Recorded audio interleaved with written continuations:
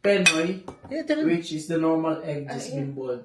Yeah. But Okay, half kasi may- Balot! So, Balot it's kayo still dyan, got lot. egg, but Yeah. Lagyan more mo na yung mature. shell. Yeah. Ay, The balut now I mean, wag lahat, is pero para actual mapagat mo egg na where maayos. chick is brown. woohoo! This So is there's two it! difference. Masarap talaga siya, I swear. Some of people that can't eat balut, they eat penoy only.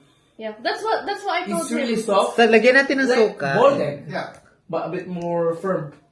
Pero, ang tigas. Ito yung gusto ko yung matigas. Oh, the bato. That's the bato. That's what I don't like.